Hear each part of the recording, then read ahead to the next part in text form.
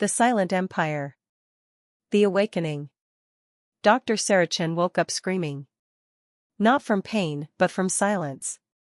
The kind of silence that shouldn't exist in a living ship, in a functioning colony, in a universe that hummed with background radiation and stellar winds. She was floating in zero gravity inside a medical pod. Through the transparent canopy, she could see a massive chamber filled with equipment she'd never seen before. Everything was too clean, too advanced, too wrong.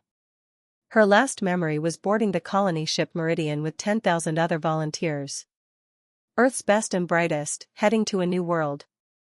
That was supposed to be 6 months ago. The pod opened with a hiss. Sarah grabbed the edge and pulled herself out, muscles weak from disuse. A holographic display materialized in front of her, text scrolling in a language she shouldn't understand but somehow did. Welcome, Dr. Chen. You have been in stasis for 847 years. Your vessel was intercepted by the Zenari Empire 200 years into your journey. You are the last surviving human. The others were studied and archived. Sarah's stomach dropped. 847 years. Everyone she knew, everyone on Earth, gone to dust centuries ago. And she was the last one. The Empire of Silence. The Zenari found her 3 hours later. They moved without sound, gliding through corridors on limbs that bent in ways that hurt to watch. Their bodies were translucent, like living glass, with organs visible as soft lights pulsing within. The leader approached, taller than the others, with more lights in its chest. It held up a device and pointed it at Sarah. Words appeared in her mind, not spoken, transmitted directly. You are awake. Unexpected. The human specimens typically expire within the first century of study. You have exceptional resilience. Sarah's hands clenched. Specimens? You killed 10,000 people to study them? Not killed. Archived. We preserved your species' knowledge, biology, culture. Everything important was saved. We weren't important? Sarah's voice cracked. We were people. The Zenari tilted its head, lights pulsing in confusion. People make sound. Inefficient. Primitive. We evolved past such limitations 50,000 years ago. We communicate through thought, through light. Sound is chaos. The discovery. They took her to what they called the archive. Rows upon rows of crystalline storage units, each containing the compressed data of a human life. Memories, personality, everything that made someone real, reduced to information. Sarah walked between them, seeing names she recognized. Dr. Martinez, who'd shared her excitement about xenobiology. Captain Williams, who'd led them all with quiet confidence. Little Emma Rodriguez, only 7 years old, who'd drawn pictures of the new world they'd never see. You murdered children, Sarah whispered. We preserved knowledge. Your emotional response is noted but irrelevant. The Zenari Empire values information above all. Your species was catalogued. Mission complete. Something inside Sarah broke. Then reformed, harder, sharper. You don't understand music, do you? The Zenari's lights flickered. Music. Organized sound patterns. We studied your archives. Mathematical sequences with no practical purpose. Decorative at best. Decorative, Sarah laughed, bitter and sharp. You dissected 10,000 souls and learned nothing. The challenge. Over the following weeks, Sarah learned the truth. The Zenari Empire controlled 40,000 star systems. They had conquered or absorbed 300 species. Each one studied, archived, and forgotten. They were the galaxy's greatest hoarders of knowledge, and the loneliest beings she'd ever encountered. They didn't eat together. Didn't celebrate. Didn't create art or tell stories. They existed in perfect, efficient, joyless silence, consuming information like machines. Why keep me alive? Sarah asked the leader one day. They'd given her a name she could pronounce, Vex. You present an anomaly. Humans should not survive long-term stasis without support systems. Yet you woke on your own after 847 years. We wish to understand why. Maybe, Sarah said carefully, it's because you can't archive everything. Maybe some things can only exist in living, breathing, feeling beings. Deck's lights pulsed in what might have been interest. Demonstrate. Sarah smiled. It wasn't a kind smile. Give me access to your communication network. Let me broadcast to your entire empire. If I can prove that you've lost something important, something that makes life worth living, will you help me restore humanity? Humanity is extinct. We have your genetic material but lack the facilities to clone. Not clone. Restore. From your archives. You preserved their minds, their memories. Give them bodies. Give them life. Dex was silent for a long moment. Then, if you fail, you will be archived as well. Agreed? Agreed. The broadcast. Sarah stood in the center of the Xenari's main broadcast chamber.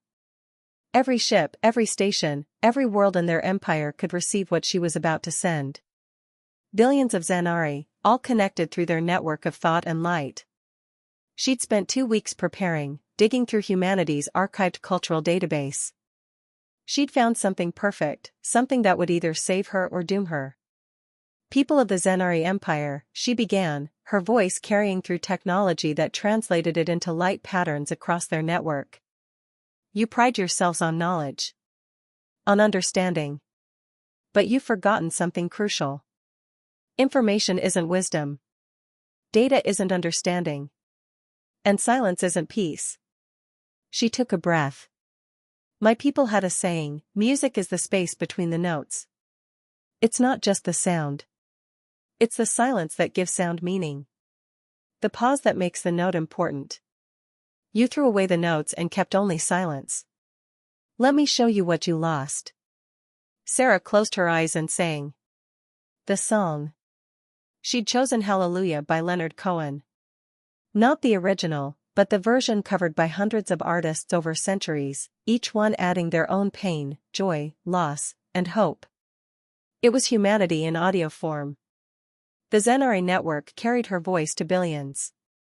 And something impossible happened. Throughout the empire, Xenari stopped moving.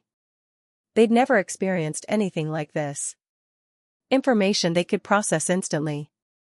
But this required time. Required feeling. Required something they'd evolved away from so long ago they'd forgotten it existed. Sarah sang about broken hallelujahs and cold unbroken hearts. About love that went wrong and faith that persisted anyway. About the beauty in imperfection and the strength in vulnerability. When the last note faded, silence fell across the empire.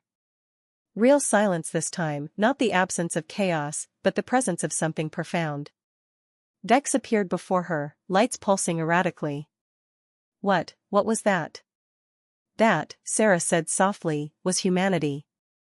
Imperfect, emotional, chaotic, and beautiful. You can't archive it because you can't separate it from the living, feeling being that creates it. You preserved our data, but you killed our souls. The judgment. The Xenari Empire's council materialized around her, hundreds of their greatest minds appearing as holographic projections.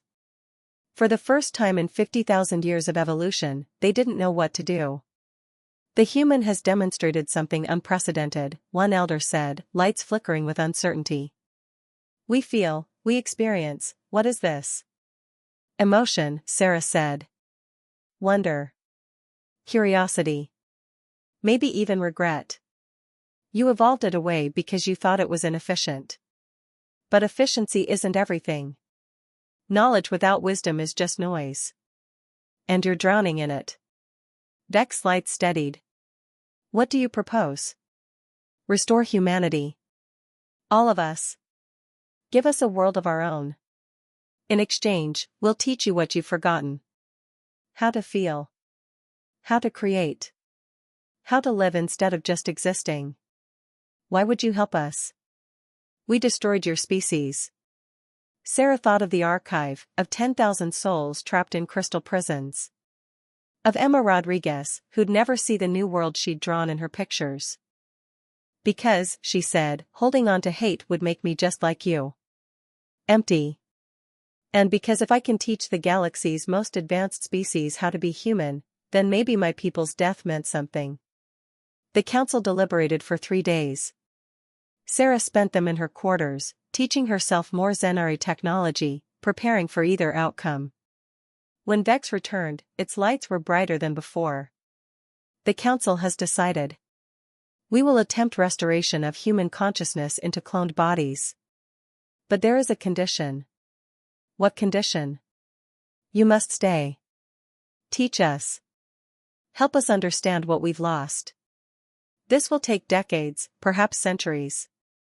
You will age and die while we are still learning. Sarah smiled. Then you'd better learn fast. Deal. The Renaissance. The first morning. Maya Rodriguez opened her eyes to sunlight.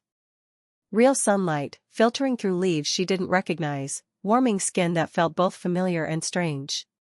She sat up slowly, muscles remembering movements from a lifetime ago. Around her, others were waking.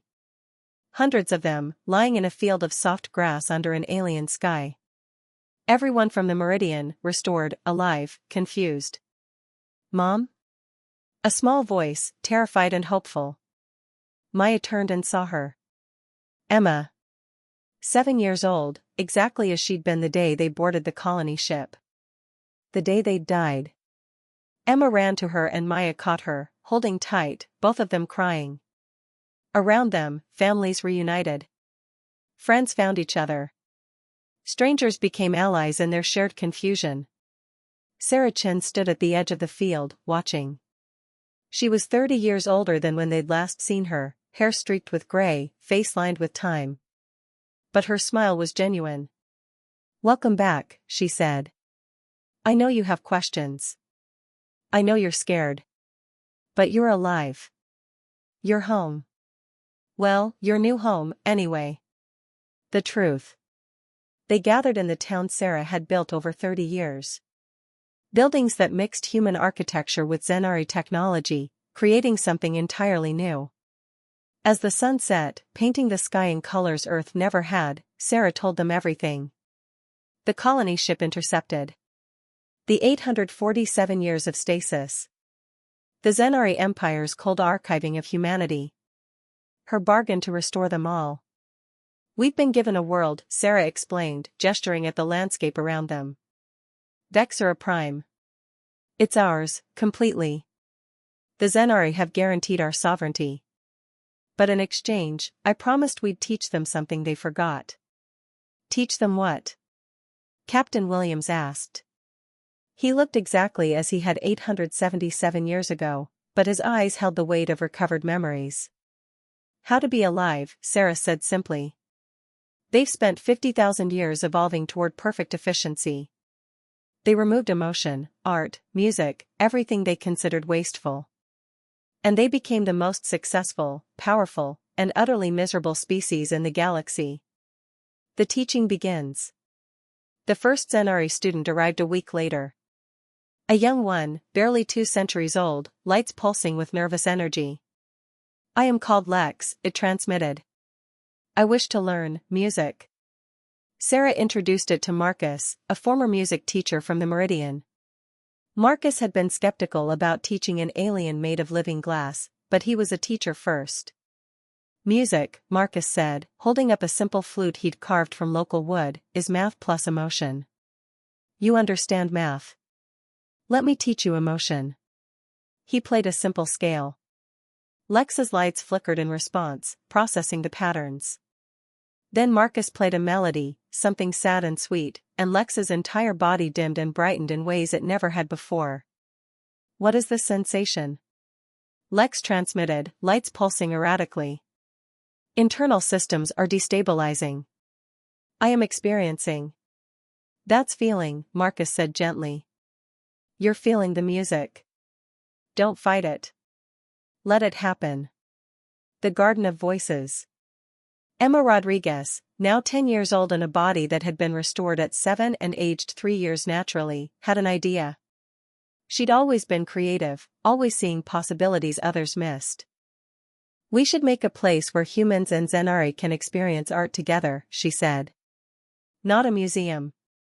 Something alive." With Sarah's help and Zenari technology, they created the Garden of Voices. A massive space where sound became visible light, where music transformed into colors and patterns that Zenari could perceive. It worked both ways. Zenari light songs became audible, their thought patterns turned into harmonies humans could hear. The first concert was small. 20 humans, 30 Zenari. Marcus played violin. A Zenari named Cora tried to sing, its lights creating sounds it had never made before. Emma recited poetry while Zenari translated it into patterns of light that told the same story in their language. When it ended, both species stood in stunned silence. Then, spontaneously, humans applauded and Zenari lights blazed in their version of appreciation, and everyone started laughing and pulsing with joy. They'd created something new. Something that belonged to both species. The resistance. Not everyone approved. Ambassador Kren, an elder Zenari, appeared before the council with data to support his concerns. "This human influence is spreading too rapidly. 14% of our population now experiences what they call emotions. Productivity has decreased by 3%. Ships report crew members pausing to observe stellar phenomena for aesthetic reasons rather than data collection. This is inefficiency incarnate." Sarah stood before the council, 35 years older now, but her voice steady. "Ambassador Kren is right. We've made you less efficient. We've also made you happier. Your suicide rate has dropped to 0 for the first time in 10,000 years. Your scientists are making creative breakthroughs because they're inspired, not just informed. Your artists, and yes, you have artists now, are creating beauty that gives life meaning. Meaning is a human concept," Kren transmitted coldly. "Is it?" Sarah pulled up a hologram. "This is a Zenari named Vora. She's 800 years old. For 750 of those years, she served the Empire efficiently, collecting data, processing information, existing. Then she learned to paint." The hologram showed Vora's work, swirling light patterns that somehow captured loneliness, hope, transformation. It was stunning. Vora says that for the first time in her life, she understands why she's alive. Not what she does, but why she exists. That's meaning. And it's not inefficient. It's essential. The crisis. The crisis came in year 40. Sarah was 70 years old when the transmission arrived. A distress call from the border systems.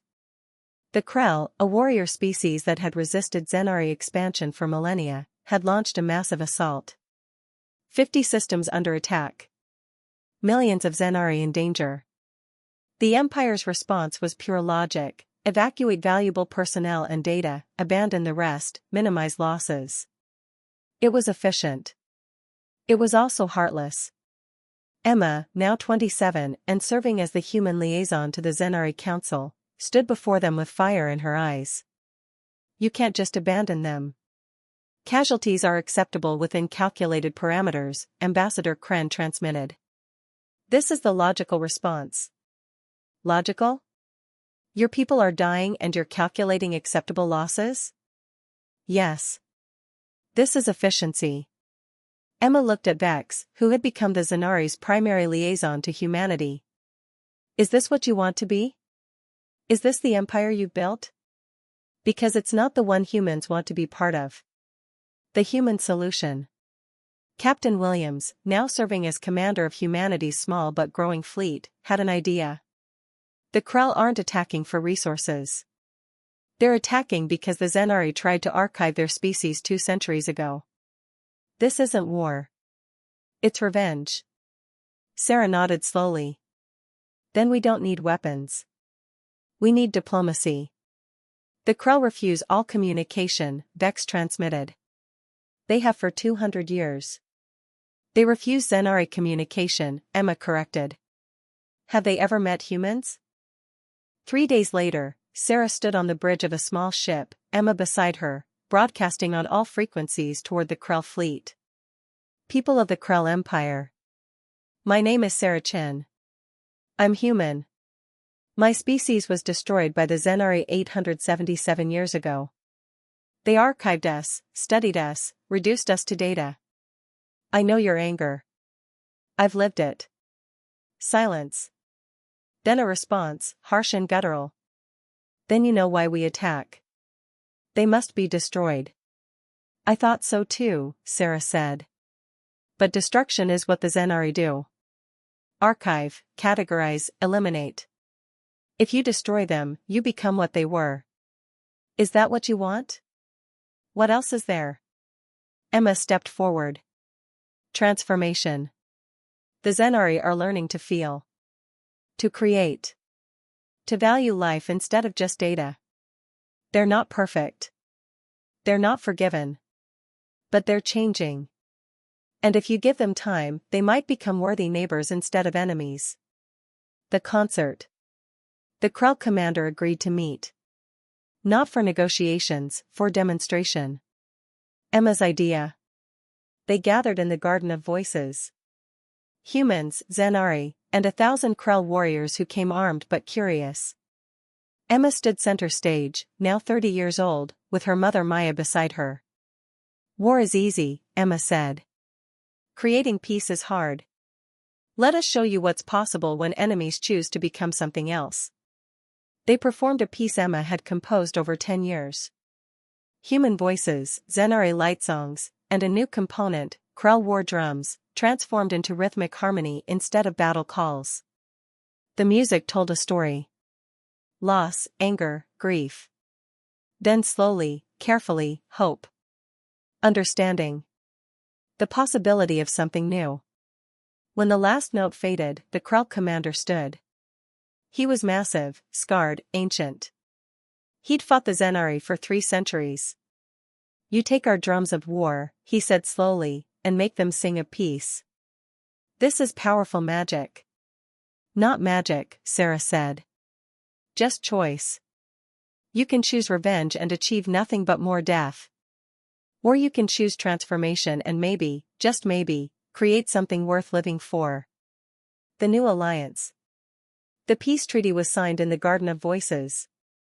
3 species, once enemies, choosing cooperation.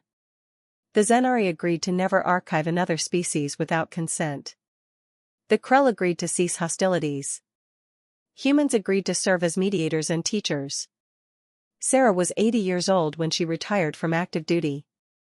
She'd spent 50 years teaching a galaxy how to feel. She was tired, gray, and happy. Emma found her in her garden, the real one, where Sarah grew earth flowers from preserved seeds. You did it, Emma said. You saved humanity and transformed an empire. We did it, Sarah corrected. I just started something. You'll finish it. What do you mean? Sarah handed her a data pad. There are 300 archived species in the Zenari's databanks.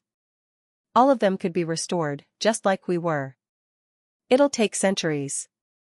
It'll be hard. But it's possible. Emma's eyes widened. All of them? That's impossible? The Zenari thought emotions were impossible. The Krell thought peace was impossible. Humans thought resurrection was impossible.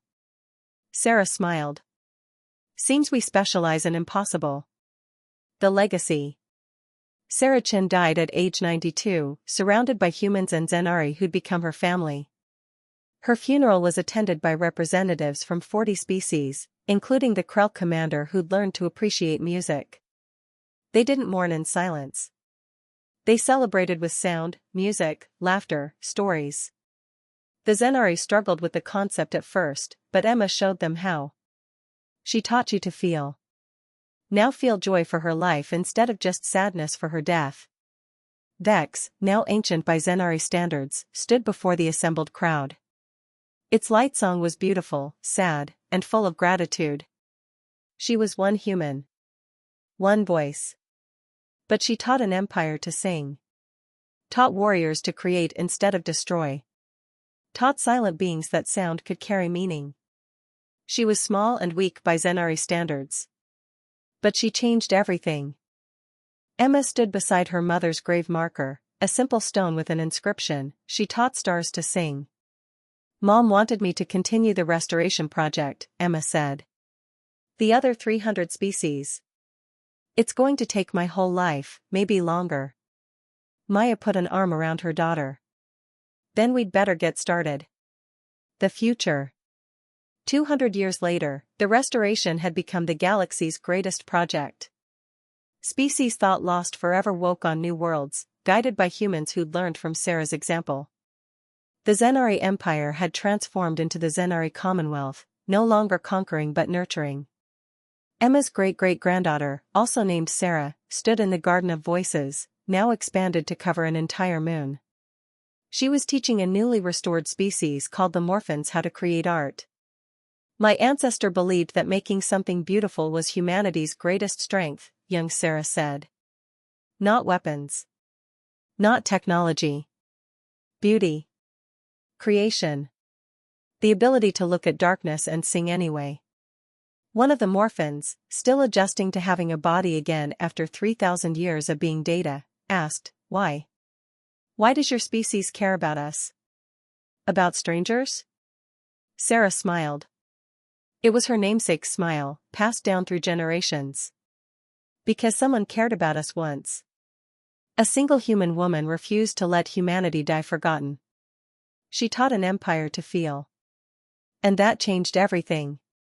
She looked up at the stars, where countless species now lived in cooperation instead of conquest. Where art and music and stories crossed species lines. Where the silent had learned to sing. She showed us that the strongest thing you can do isn't survive. It's help others survive too. It's create beauty in a universe that tends toward entropy. It's choose compassion when efficiency would be easier. The Morphan considered this. "Your ancestor must have been a great warrior." She was a scientist who sang. "But yeah," Sarah smiled wider, "she fought the biggest battle there is. She fought loneliness with connection. Silence with song. Death with life. And she won." In the archives, now transformed into living museums instead of cold storage, Sarah Chen's original recording still played. Her voice, singing Hallelujah, the song that had awakened an empire. The galaxy had learned humanity's greatest lesson: we survive not through strength, but through art. Not through silence, but through song. Not through efficiency, but through the beautiful, chaotic, impossible act of caring about someone else's story. And across 1,000 worlds, in 100 different forms, beings of every species sang along. Not perfectly. Not efficiently. But together. And that made all the difference. The end.